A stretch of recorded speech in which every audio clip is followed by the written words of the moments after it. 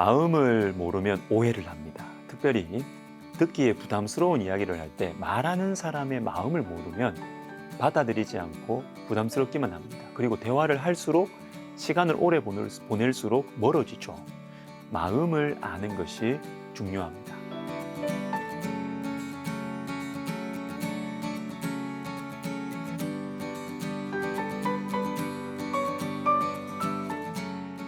자, 오늘 본문 3절 하반절을 보십시오.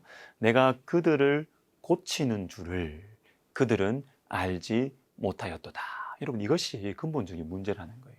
하나님은 하나님 백성들을 고치시기 위해서 이런저런 일들을 행하시고 또 이 말씀 저 말씀들을 주셨는데 그들은 하나님의 마음을 알지 못했습니다. 여러분, 하나님 마음을 아는 것이 중요해요.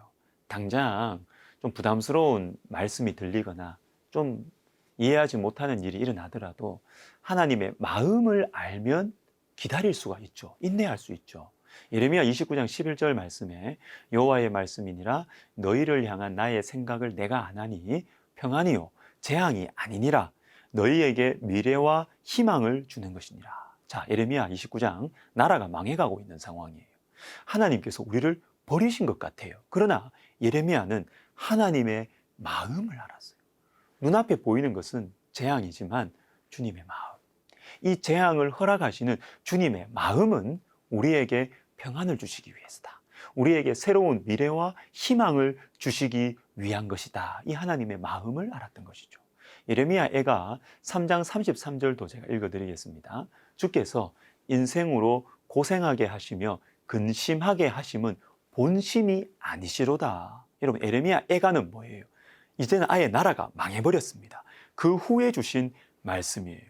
가장 비참한 일들을 눈으로 본 후에 예레미야 애가입니다. 이때 고백하는 말씀이 이것입니다. 주께서 인생으로 고생하게 하시며 근심하게 하시는 것이 본심이 아니시로다. 이렇게 고생 허락하시고 고통 가운데서 우리로 근심하게 하시는 것이 하나님 본심이 아니라는 거예요. 하나님의 궁극적인 목적이 아니라는 것을 알겠다는 것입니다. 하나님 백성들을 새롭게 하려고 거룩한 하나님 백성으로 새롭게 출발하도록 하시기 위해서 고생과 근심을 허락하셨다는 하나님의 마음을 알게 된 것이죠. 요한복음 10장 10절을 읽어드리겠습니다. 도둑이 오는 것은 도둑질하고 죽이고 멸망시키려는 것뿐이요 내가 온 것은 양으로 생명을 얻게 하고 더 풍성히 얻게 하려는 것이라. 자, 도둑이 나오고 주님이 나옵니다. 여러분, 어디에 우리 인생 맡길까요? 주님은 우리에게 생명을 얻게 하려고 오셨습니다. 그것도 더 풍성하게 얻게 하려는 것이 주님의 본심이에요. 마음이에요. 그러나 도둑, 즉 사단은 우리에게 있는 좋은 것들을 도둑질하려고 합니다.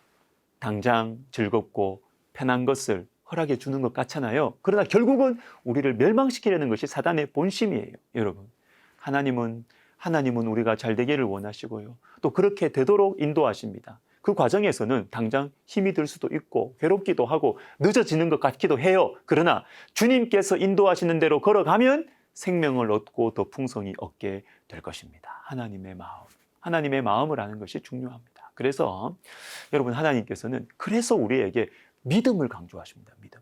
하나님의 마음을 알고 믿으라는 것이에요. 특별히 하나님의 마음이 우리에게 다가오지 않는 이유가 뭡니까? 시간 때문이에요. 시간. 당장 편하냐 아니면 영원히 편하냐. 요거를 잘 분별을 해야 됩니다. 세상은 당장 편한 것, 당장 자유로운 것을 제공하죠. 그런데 영원한 평안과 생명과 자유에 대해서는 사단은 책임지지 않습니다. 책임질 수도 없어요. 도리어 사단은 당장 편하고 당장 자유로운 것을 제공해 주는 대신에 우리를 영원히 멸망시키려고 합니다. 여러분, 시간이 문제예요. 당장 편하냐 영원히 편하냐, 여기에 눈이 열리면 신앙생활에 새로운 길이 열리게 되는 것입니다. 이 시간의 문제를 어떻게 받아들일 수 있느냐, 이게 바로 믿음입니다. 믿음. 그 유명한 믿음장의 시작인 히브리서 11장 1절을 보십시오. 믿음은 바라는 것들의 실상이요 보이지 않는 것들의 증거다. 믿음이 도대체 무엇이냐 하면 바라는 것들의 실상이고 보이지 않는 것들의 증거입니다. 즉 믿음은 바라는 것, 보이지 않는 것, 다시 말해서 지금 당장은 손에 안 잡혀요. 지금 당장 보이지 않아요. 그러나 분명히 있는 실상이고 분명히 존재하는 증거다. 이것을 붙드는 것이 믿음이라는 거죠.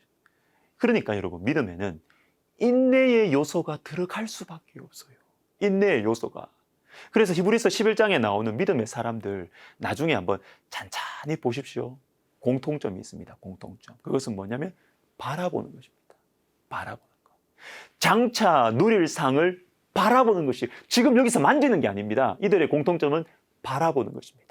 당장의 즐거움과 당장의 부귀를 영원한 기쁨과 안식을 위해서 당장의 것을 포기하는 것입니다. 당장의 즐거움과 영원한 즐거움, 당장의 기쁨과 영원한 기쁨, 당장의 자유와 영원한 자유. 이 차이를 분명하게 알고 하나님께서 우리에게 영원한 것을 주시려고 한다는 사실을 아는 사람들은 뭐 한다고요? 인내합니다. 인내. 이게 믿음이죠. 이렇게 믿음으로 살아갈 때 하나님 우리에게 능력을 주시죠.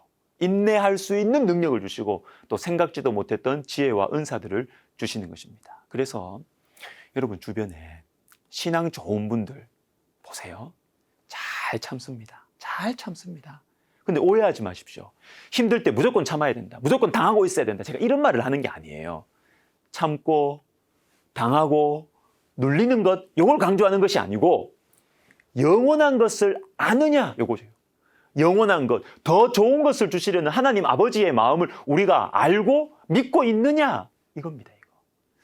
찬송가 288장 예수를 나의 구주 삼고, 여기에 참 우리를 향하신 하나님의 마음이 나타나 있는 것 같아요. 특별히 2절에 보시면 온전히 주께 맡긴 내 영 사랑의 음성을 듣는 중, 이래 나오는데 원래 가사는 이렇습니다.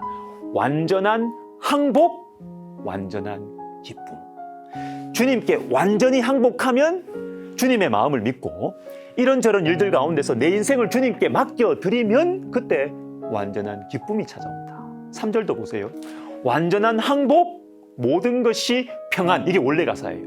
여러분, 이게 하나님 마음이에요. 완전한 기쁨, 완전한 평안을 주시기 위해서 하나님의 마음을 믿고 내 인생을 맡겨드리는 것, 완전한 항복. 그때 완전한 기쁨과 평안이 온다. 이걸 믿는 것이 진짜 믿음이에요.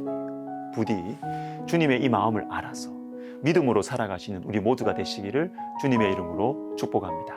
기도하겠습니다. 하나님 아버지, 우리의 눈을 열어주셔서 정말 좋은 것이 무엇인지 알게 해주십시오.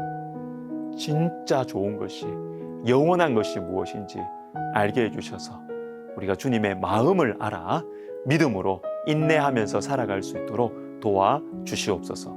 예수님의 이름으로 기도하옵나이다.